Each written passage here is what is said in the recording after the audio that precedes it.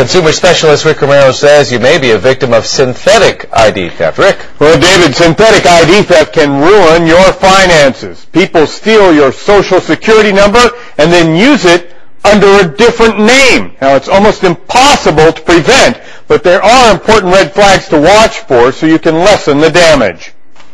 Thieves are taking identity theft to a whole new level. I had a woman who called me who had found out that someone used her social security number with a different name to work. 7 years later, the IRS tracked down Frank's client and had charged her with thousands of dollars of penalties and fees and were going to literally put her in jail. She was a victim of synthetic identity theft. Unlike traditional ID theft, crooks steal your social security number but tie it to a different name, creating a new fictional person.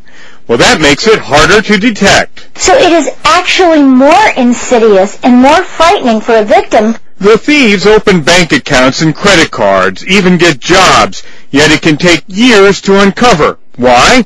Well, it's difficult for the authorities and creditors to unravel all the mismatched information. 5 years ago, this crime was hardly seen, but now 85 to 90% of identity fraud is really the synthetic ID fraud, as opposed to the true name identity theft. Since the fraud isn't committed in your name, it typically doesn't show up on your credit report because not enough of the ID information matches you.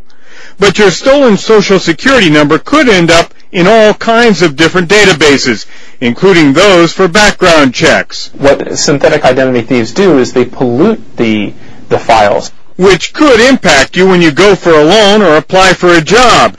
And the trouble isn't always financial. I had another gentleman, his social security number was used by someone who was tried for murder. And so every time there was a background check that pulled up his name, it linked these other databases showing him as arrested for murder. To find out if you're a victim, there are steps you can take. Look at your Social Security statement that you receive once a year from the government carefully, and make sure that there isn't income on there that you didn't actually earn.